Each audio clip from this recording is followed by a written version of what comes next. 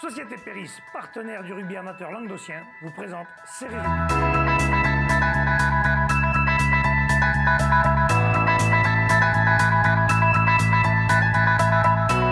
Bonjour mesdames, messieurs, bienvenue à Série Rugby, votre émission sur le rugby amateur de la 4e série honneur. Avec mes serial chroniqueurs, bonjour Michel.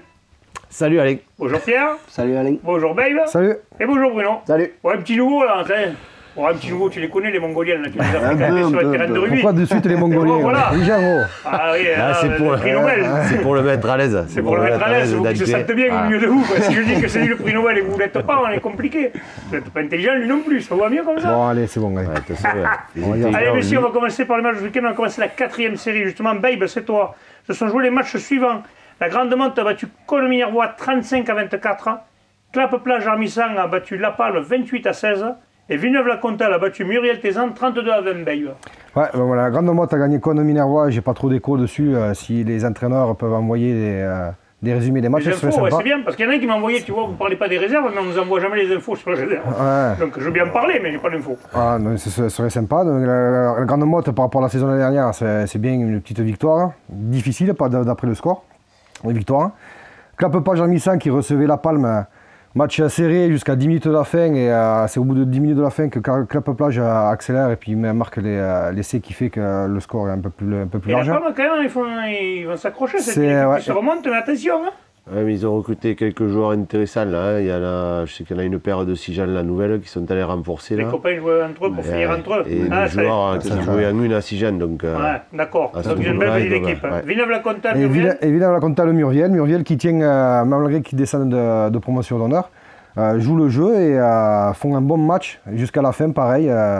La fin, avec Villeneuve-la-Comtale marque 2 essais qui c'est bien pour Villeneuve-la-Comtale aussi, c'est un club qui voulait se relancer. Il y avait pratiquement match nul jusqu'à 10 minutes de la fin.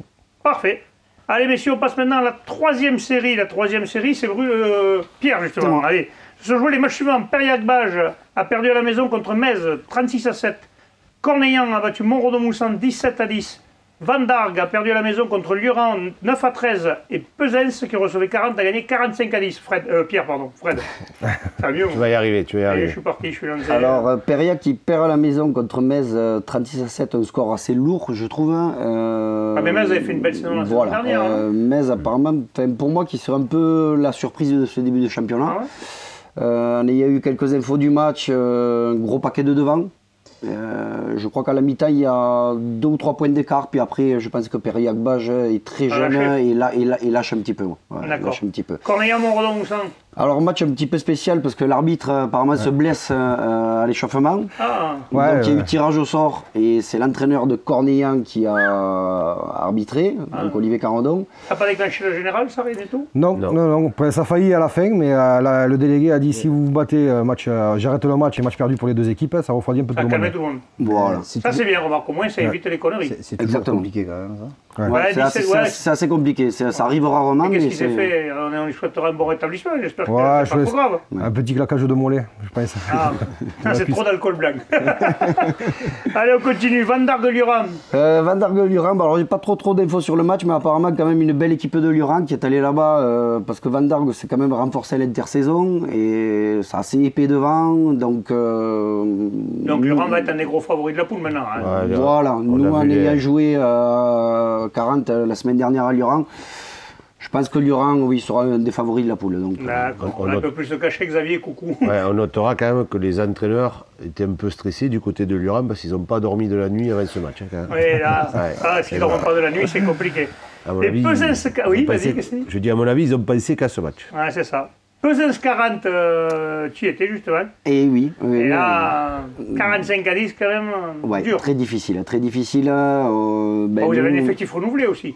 Renouvelé, non, très amoindri, surtout. Voilà. On arrive à 19 joueurs, on se fait refuser un joueur qui arrive à 15h15. Donc on est 18 encore, dont un junior qui monte à l'aile, un jeune qui n'a jamais joué au rugby, donc c'est un peu compliqué, mais par contre une très très belle équipe de Pesens, il faut le reconnaître. Nous on passe un peu à côté par rapport au match de Lurent où la semaine dernière on avait montré des valeurs, on passe à côté, puis bon on tient un quart d'heure et puis derrière après... Oui, après ils ont fait le boulot. Et je pense qu'en ayant joué Lurent et Pesens à l'extérieur, Pesens jouera les hauts de tableau cette saison. D'accord. Parfait. Allez, on passe à la deuxième série, messieurs. Ce sont joués les matchs suivants. D'ailleurs, c'est Bruno ce coup-ci. Alors, le BCPO, Béziers, Serre Sport Iragne, a joué le Salagou, victoire du Salagou à l'extérieur, 16-15. Villeneuve-les-Béziers recevait Bassin-sur-le-Miroir, victoire de Villeneuve-les-Béziers, 52-3. Portel recevait Bessan, victoire de Bessan à l'extérieur, 26-7. Et Narbonne-Plage recevait Cruzy-Saint-Chinian, victoire de Narbonne-Plage, 12-6, Bruno. Ouais, donc Béziers, Cerce, Port-Iragne Occitan. Le BCPO. BCPO, ben, on dira ça, ça va plus vite. Contre ça. le RCO Salagou, donc belle victoire du Salagou à l'extérieur. On n'a pas trop d'infos sur ce match. Donc, décidément, les infos, vous n'en avez pas trop fait passer. Je ne m'aventurerai pas à dire ce qui s'est passé. Villeneuve-les-Béziers, Bassin Sud Mirevois, 52-3, bonus offensif bien sûr. Là, on prend pas trop de risques en disant qu'il n'y a pas eu de match. Villeneuve-les-Béziers confirme 10 points en 2 matchs. Il faudra compter avec eux cette année. Portel recevait Bessan et s'est incliné à domicile 7-26. Plus que la défaite, c'est surtout l'ampleur du score qui est, qui est surprenante. Bessan a dominé son sujet, Portel n'a pas réussi à imposer son jeu, beaucoup de maladresse, un jour sans, à oublier très vite. Et dans l'affiche du jour, donc, Narbonne-Plage recevait Cruzy-Saint-Chinian et s'est imposé 12-6. Match très serré, après il y avait 7-6 jusqu'à la fin.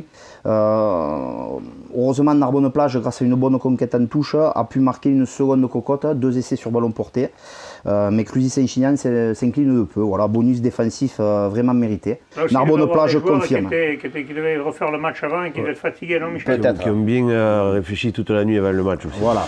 Donc, c'est dommage, mais pour Narbonne-Plage, il confirme 2 victoires à domicile. Voilà. Parfait. On passe à la première série, messieurs. Se jouer les matchs suivants. Ce sera Michel. Poussin jouait contre Thau. Victoire de Thau à l'extérieur, 28-22. C'était un bon derby, ça. Ouveillan-Cuxac recevait Saint-André-Bizanet. Saint-André-Bizanet est allé gagner 24-17 à Ouveillan-Cuxac. Névian-Canet contre Piège-Lauragais-Mallepère, victoire de Névian-Canet 22-9. Et là, Laric recevait Cuisa-Esperaza, Michel, et victoire de Cuisa 13-8. Mais écoute, cette poule est quand même surprenante. Oui. Vu les premiers résultats et les deuxièmes, il y a pas mal de choses illogiques. 3 équipes qui gagnent à l'extérieur, notamment, tu le dis, Cuisa-Esperaza, qu'on a annoncé un peu moribond, avec 2 saisons compliquées avant. 2 saisons très compliquées. Mais ils sont allés s'imposer à Laric. Laric qui n'a pas su profiter de l'avantage numérique, Cuisa était à 12 en première mi-temps pendant 10 minutes. Laric n'a pas réussi à confirmer et à scorer, et du coup, ils perdent leur premier match à la maison, 13-8. Ensuite, dans le derby de l'étang de Thau, mais là aussi, une surprise, Thau qui va s'imposer à Poussin. C'est le promu, Thau. Ouais. Poussin, dont on attendait beaucoup mieux avec leur nouvel entraîneur et leur recrutement. On pensait que cette équipe de Poussin allait jouer les premiers rôles. Et ils attaquent la saison avec 2 défaites, donc attention, il va falloir réagir de côté de Poussin. Ensuite, Saint-André-Bizanet s'est imposé logiquement, on va dire, à Ouveillan-Cuxac. On sait que Saint-André, c'est une équipe qui va faire partir des favoris. Et Névian-Canet a réussi à battre Montréal-Mallepère. Névian-Canet avec un excellent Chaumont qui malheureusement prend un rouge en fin de match, avec peut-être un peu trop d'engagement. Mais Névian-Canet qui confirme sa place et après avoir perdu de peu à Saint-André, s'impose à la maison assez logiquement. Voilà, c'est bien. Allez, on passe, messieurs, à la promotion honneur. Ça sera Bruno. Je joue les matchs suivants. Nice-en-Colombier recevait Moria-Montagny, victoire de Moria-Montagny extérieur, 8-7. Vinassan recevait Moguio-Carnon, victoire de Moguio-Carnon, 13-6. Toch recevait Saint-Jean-de-Védas et victoire de Toch, 43-9. Et Olonzac recevait Trèbes, victoire de Olonzac, 22-13. Ouais, donc victoire d'Olonzac 22-13, match très compliqué, début de saison laborieux du côté d'Olonzac, mais victoire assurée. Après la défaite initiale, il fallait se relever contre une belle équipe de Trèbes qui aurait mérité le bonus défensif sur sa prestation. Vinassan recevait Moguio et là, petite surprise, défaite de Vinassan 6-13, donc Moguio s'impose. Moguio, attention, on n'en avait pas parlé, on n'avait pas trop d'infos sur le recrutement. Il s'avère que ça a l'air très épais des dires des Vinassanais. Voilà, victoire 13-6. Ils confirment leur large succès contre Toch au premier match. Toch justement qui a remis le clocher au centre du village, comme on dit, avec une belle victoire bonifiée 43-9 contre Saint-Jean-de-Védas. Au dire de Benoît Galli, ils ne sont pas descendus du bus, les jeunes de Saint-Jean. Il a dit là, ils sont oubliés. Il y a des chances. En attendant Toch, après la branlée, on ne peut pas dire autrement, de dimanche dernier, il fallait qu'ils relèvent la tête, ils l'ont fait. Et enfin, dans l'affiche, Nice-en-Colombier contre Moria-Montagny. Nous y étions. Bonjour mesdames, messieurs, nous sommes au stade de Colombier. Nous avons une victoire de Montréal-Montady sur l'équipe de Nissan Colombier sur le score de 8-7 avec moi l'entraîneur Fabrice et le capitaine Dadou. On va commencer par Dadou. Bon Dadou, je suppose que ça fait plaisir. Une victoire à l'extérieur après une défaite compliquée la semaine dernière, ça fait plaisir, non? Ça fait plaisir, oui. Ça fait super plaisir, d'autant plus que la semaine dernière, on a vraiment manqué le respect à tous nos supporters, à tout le club, vu le match qu'on a fait. Et là, en ayant renouvelé l'équipe à 80%, on n'avait aucun automatisme, rien, aucun match de préparation. Et on n'a eu que de la vaillance à proposer à Nissan aujourd'hui. Et franchement, je pense qu'on leur a fait une belle leçon de vaillance. Et qui pourrait prendre l'exemple sur nous parce que je suis fier de mon équipe. Fier, extra fier, il n'y a rien d'autre à dire que ça, que la fierté de mon village, de mon maillot, du match qu'on a pris. Je sais que toi tu aimes le maillot de Montréal. Il y en a qui passent, il y en a qui restent, mais toi tu y es depuis toujours, presque on peut le dire. Hein, c'est ton club de cœur. Mon cœur il est rouge et bleu, ça fait un petit moment. Malgré les saisons qui passent, il sera toujours rouge et bleu jusqu'à la fin de ma carrière. Et puis voilà, je ne sais pas quoi dire de plus. Fabrice, après la joie du capitaine, l'entraîneur, bon 8-7, certes c'est pas un gros score, mais gagner à l'extérieur chez une équipe qui a quand même fait une belle saison l'année dernière en promotionneur, c'est bien. Ouais, c'est bien. Enfin, après la défaite à la maison, on a bien travaillé cette semaine. Avec Jérôme, on était vraiment contents du contenu des entraînements, de l'implication. On a senti qu'il s'était passé quelque chose, que les joueurs avaient pris conscience que la saison redémarrait. Après, je tire mon chapeau à cette équipe de Nissan quand même, qui a produit beaucoup de jeux en seconde mi-temps. On voit que des deux côtés, quand même, il y a de la qualité, puisque de toute façon, on a la même école de rugby, donc voilà, tout va bien. Ouais, vous êtes au coteau d'Ancerune ensemble, c'est ça l'école de rugby. Mais au-delà de ça, pas de bagarre, dans un bon état d'esprit, ça s'est rentré dans la bougie, comme on dit, mais un bon match. C'est ça, c'est ce qu'on voulait. On voulait de l'engagement, mais pas de gestes idiots, comme on a pu voir la semaine dernière. Donc c'est ce qui s'est produit. Je pense qu'on a prévu, ils nous ont prévu une belle fête. Hein. Bon, j'espère qu'on la fera quand même, qu'ils participeront quand même à ça. Bon, je pense que vous allez la faire. Bonne troisième mi-temps, messieurs, et félicitations. Merci. Voilà, donc un bon derby, âpre, avec une équipe de Montréal-Montady. Engagé, mais viril, mais correct, comme on dit dans le rugby. J'ai dit âpre, j'ai pas dit autre chose. Hein. Voilà, c'était Montréal-Montady à l'expérience, qui a réussi à un peu embrouiller l'équipe de Nissan Colombier, un peu plus jeune. Voilà, victoire méritée, 8-7. Allez, on passe à la poule honneur, c'est pour Michel. L'Avenir Bleu-Blanc recevait 7, victoire de 7, 18-8 à l'Avenir Bleu-Blanc. Lunel recevait Villeneuve-les-Maguelones, victoire de Lunel 49-0. Bédarieux recevait Mande-Lozère et victoire de Bédarieux 45-20. Et les Rives d'Orbe recevaient Saint-Gély-Pixelou, victoire des Rives d'Orbe 14-9, Michel. Oui, Alain, Lunel qui recevait Villeneuve-les-Maguelones. Villeneuve-les-Maguelones qui, je pense, va être un peu en difficulté cette saison. En plus, à Lunel, c'était compliqué. 49-0, le score est lourd. Ça va être difficile. De même pour Bédarieux qui recevait Mende. Donc Mende, on connaît cette équipe, on sait qu'elle se déplace difficilement. Et en plus à Bédarieux, là aussi, les déplacements sont compliqués. Ensuite, les Rives d'Orbe s'est imposé devant Saint-Gély grâce à un essai de Ruffin et empoche sa première victoire qui va faire du bien à cette équipe. Et la surprise, sans être vraiment la surprise à mon avis, c'est 7 qui va s'imposer à l'Avenir Bleu et Blanc.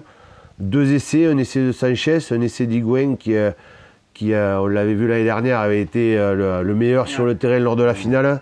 Je pense que cette équipe de 7 a vraiment du matériel cette année, avec un bon encadrement, un beau projet.